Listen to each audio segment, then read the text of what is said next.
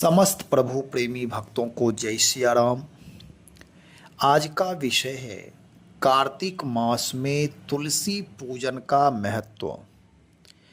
यद्यपि हमारे देश में भारतीय संस्कृति में पेड़ पौधे वनस्पतियाँ छोटे बड़े जो भी हैं किसी न किसी रूप में अवश्य पूजे जाते हैं। जैसे तुलसी भगवान विष्णु को, नारायण को, राम कृष्ण को। वैष्णव परंपरा में हम तुलसी की पूजा करते हैं, तुलसी भगवान को अर्पण करते हैं। शैव परंपरा में बेलपत्र चढ़ाते हैं भगवान शिव को। गणपति भगवान को दूर्वा चढ़ाते हैं। तो कोई भी वनस्पति ऐसी नहीं है जिसकी पूजा नहीं होती है। हमारे भारतीय दर्शन में, आध्यात्मिक परंपरा में, धार्मिक परंपरा में, पूजा पाठ में सारे वनस्पतियों की पूजा होती है। तो आज तुलसी पूजन, कार्तिक मास में तुलसी पूजन का बड़ा महत्व है। भगवान नारायण को भगवान विष्णु कहें, कृष्ण कहें, भगवान राम कहें, यानी शालिग्राम भगवान कहें, जो भी कहें, उन्हें तुलसी बहुत प्रिय है। तुलसी भगवान की पटरानी है, आह्लादनी शक्ति है। और यदि वनस्पति की दृष्टिकोण से देखें तो तुलसी में बहुत सारे औषधीय गुण होते हैं, दैवीय गुण होते हैं। तुलसी जहाँ भी रहती हैं वहाँ का वातावरण मांगलिक बना रहता है। और कार्तिक मास में यद्यपि तुलसी सब दिन पूजनीय है, चाहे वह किसी भी कोई भी महीना हो, सब दिन तुलसी माताएं तो तुलसी अर्चन अवश्य करती हैं। केवल रविवार को, द्वादशी को तुलसी में जल नहीं देना चाहिए, ऐसा मानते हैं। कहीं कहीं लोग ऐसा भी कहते हैं कि एकादशी को भी तुलसी में जल नहीं देना चाहिए। लेकिन मुझे जैसी जानकारी है, मैंने ऐसा सुना है कि द्वादशी को तुलसी नहीं उतारना भी नहीं चाहिए और जल भी नहीं देना चाहिए, स्पर्श भी नहीं करना चाहिए, ऐसी मान्यता है, आचार्यों का मत है। तो कार्तिक मास में तुलसी पूजन नित्य करना चाहिए, नित्य करें। लेकिन बस द्वादशी जो वर्जित दिन है उस दिन नहीं करना चाहिए, दूर से ही प्रणाम कर लें, दीप दान कर लें। और कार्तिक मास में दीप दान का भी बड़ा महत्व है।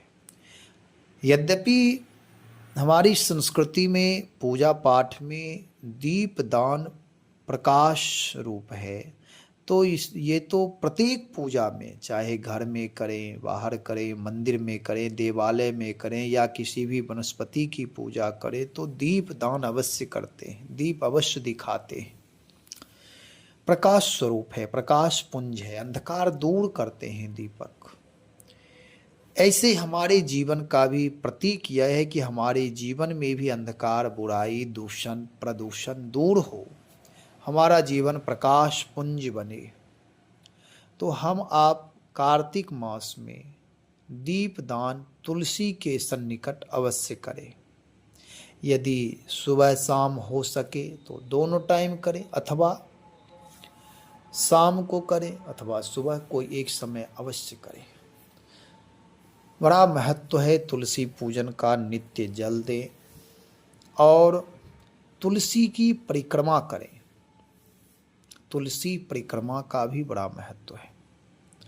यद्यपि भगवान के मंदिर का, भगवान कहीं भी देवालय का परिक्रमा अवश्य करनी चाहिए।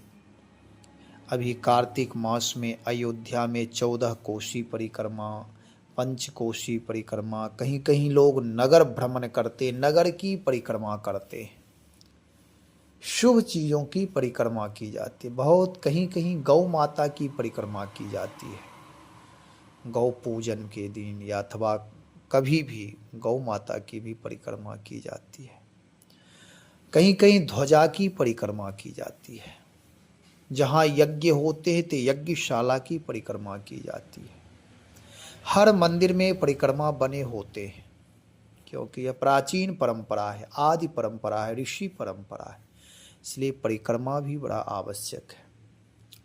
परिक्रमा के कारण ही हम आप मंदिर के प्रांगण में, मंदिर के आसपास उस एनर्जी में, उस ऊर्जा में कुछ देर और रुकते हैं, टिकते हैं।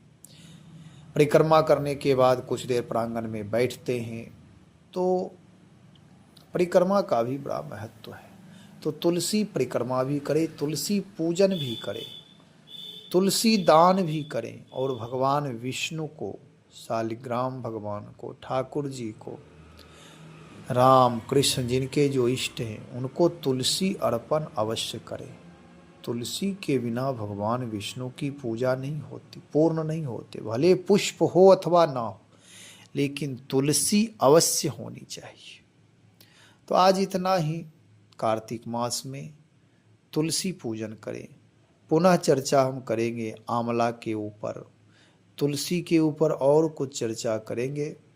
श्री राम जय राम जय जय राम, श्री राम जय जय राम।